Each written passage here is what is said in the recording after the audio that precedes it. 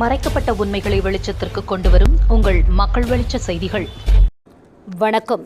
செங்கல்பட்டு மாவட்ட ஆட்சியர் அலுவலகம் குறைதீர் கூட்டரங்கில் மாவட்ட வளர்ச்சி ஒருங்கிணைப்பு மற்றும் கண்காணிப்பு குழு கூட்டம் ஸ்ரீபெரும்புத்தூர் நாடாளுமன்ற உறுப்பினர் TR பாலு மற்றும் காஞ்சிபுரம் நாடாளுமன்ற உறுப்பினர் க செல்வம் ஆகியோர் தலைமையில் செவ்வாய்க்கிழமை நடைபெற்றது.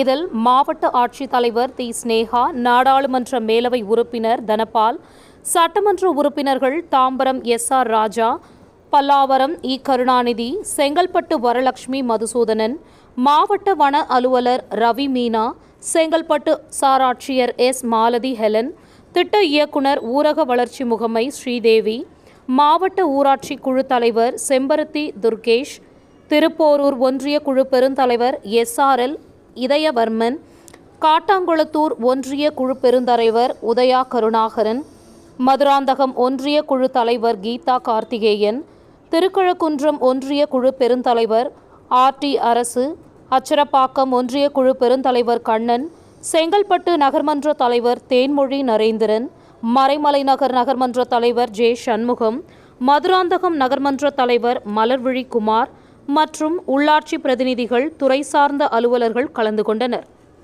செய்திகளுக்காக செங்கல்பட்டு மாவட்ட நிருபர் ஹேமந்த். நன்றி.